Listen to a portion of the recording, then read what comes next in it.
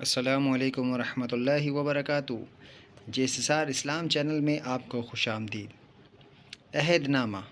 عہد نامہ توحید الہی کا اقرار ہے۔ جب اللہ تعالیٰ نے روحوں کو پیدا کیا تھا تو اس وقت اللہ تعالیٰ نے ان سے عہد لیا تھا کہ کیا میں تمہارا رب نہیں ہوں؟ تو سب روحوں نے کہا تھا کہ ہاں، ہم گواہی دیتے ہیں کہ تو ہی ہمارا پروردگار ہے۔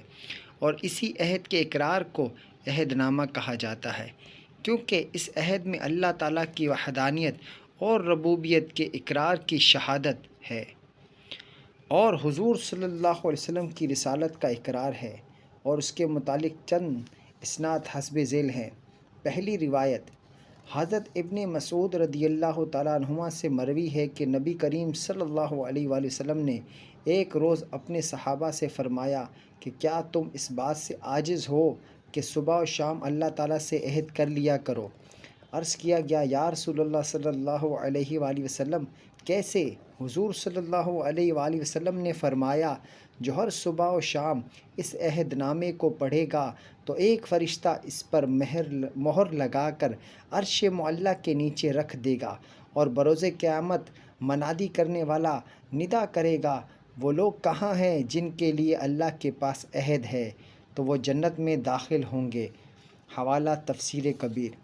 دوسری روایت حضرت عبداللہ بن مسعود رضی اللہ تعالیٰ عنہما کی دوسری روایت، جس کو ابن ابی شیبہ اور حاتم اور طبرانی اور حاکم اور ابن مردویہ نے یوں روایت کیا ہے کہ حضور صلی اللہ علیہ وسلم نے یہ آیت کریمہ لا یملکون الشفاعۃ الا من اتخذ عند الرحمن عہدا پڑھ کر فرمایا کہ اللہ تعالیٰ قیامت کے دن فرمائے گا کہ جس شخص کے پاس عہد ہو وہ کھڑا ہو جائے، تو سوائے اس دعا یعنی عہد نامے کے کوئی کھڑا نہ ہوگا۔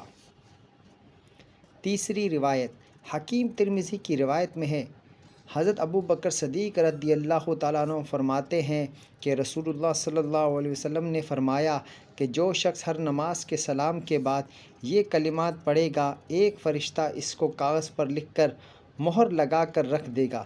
جب وہ اپنی قبر سے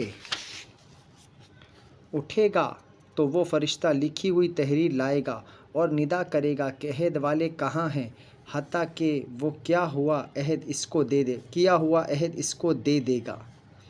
امام صفار نے ذکر کیا ہے کہ اگر میت کی پیشانی یا امامہ یا کفن پر عہد نامہ لکھا جائے تو امید ہے کہ اللہ تعالیٰ اس میت کو بخش دے اور عذاب قبر سے معمون فرمائے، کیونکہ اس عہد نامے میں توحید الہی کا اقرار ہے اور اللہ تعالیٰ کے رحمان اور رحیم ہونے کا اقرار ہے، اور اس بات کا بھی اقرار ہے کہ اللہ تعالیٰ کے سوا کوئی معبود نہیں اور وہ واحد ہے اور اس کا کوئی شریک نہیں، اور محمد صلی اللہ علیہ وآلہ وسلم اس کے بندے اور رسول ہیں، اور اللہ تعالیٰ سے حصول رحمت کی التجا کی گئی ہے۔ ابن حجر رحمۃ اللہ تعالیٰ علیہ نے اپنے فتاوے میں عہد نامہ لکھنے کے جواز میں فتویٰ دیا اور فرمایا کہ اس دعا کے لیے اصل ہے۔ ابن عجیل فقیہ اس کے لیے حکم کیا کرتے تھے، مگر کلمے کی انگلی سے لکھنا چاہیے، روشنائی سے نہ لکھے۔ ان روایت سے یہ نتیجہ اخذ ہوتا ہے کہ شجرہ یا عہد نامہ قبر میں رکھنا جائز ہے، اور بہتر یہ ہے کہ میت کے منہ کے سامنے قبلے کی جانب طاق کھود کر اس میں رکھے۔ بہار شریعت۔ منازل قبر میں کامیابی کے لیے جو شخص عہد نامے کو شب جمعہ میں تہجد کے وقت ہمیشہ کے لیے 11 مرتبہ پڑھنے کا معمول بنائے گا تو اسے قبر میں عہد نامے کے ذریعے شفاعت حاصل ہوگی۔ لہٰذا عہد نامہ قبر میں اپنے پڑھنے والے کے حق میں شفاعت کرے گا کہ یا اللہ، یہ شخص مجھے پڑھتا رہا ہے، اس لیے اسے بخش دے۔ اس شفاعت کی بنا پر اس کے تمام گناہ معاف ہو جائیں گے اور اسے قبر میں ہمیشہ کے لیے راحت نصیب ہو جائے گی، اور اس کی قبر کو مثل جنت کر دیا جائے گا، اور روز قیامت اسے جنت میں داخل کیا جائے گا۔ غرض یہ کہ اسے پڑھنے سے عقیدہ توحید میں بے پناہ استقامت پیدا ہو جاتی ہے، جس کے باعث عہد نامہ پڑھنے والے کا تزکیہ نفس ہو جائے گا اور وہ دنیا اور آخرت میں نجات پائے گا۔ عہد نامہ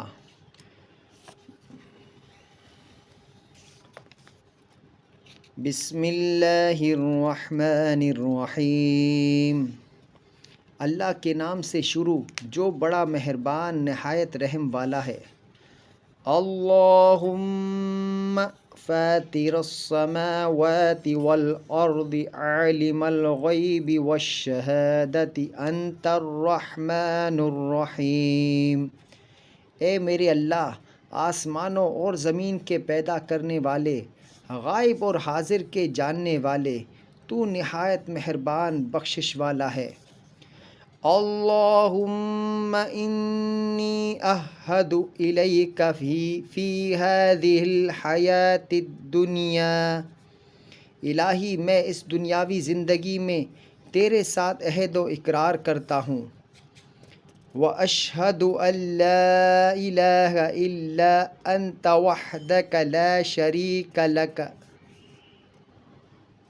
اور اس بات کی شہادت دیتا ہوں کہ تیرے سوا قابل پرستش کوئی نہیں، تو یکتا ہے اور تیرا کوئی شریک اور ساتھی نہیں۔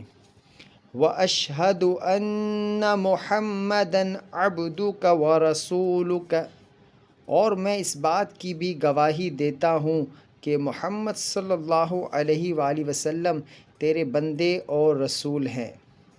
فَلَا تَكِلْنِي إِلَىٰ نَفْسِي فَإِنَّكَ إِن تَكِلْنِي إِلَىٰ نَفْسِي تُقَرِّبْنِي إِلَى الشَّرِّ وَتُبَاعِدْنِي مِنَ الْخَيْرِ، پس تو مجھے میرے نفس پر نہ چھوڑ، کیونکہ اگر تو مجھے میرے نفس کے حوالے کر دے گا تو مجھے شر کے قریب اور نیکی سے دور کر دے گا۔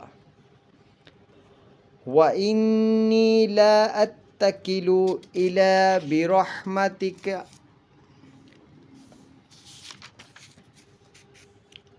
اور مجھے تو صرف تیری رحمت کا آسرا ہے۔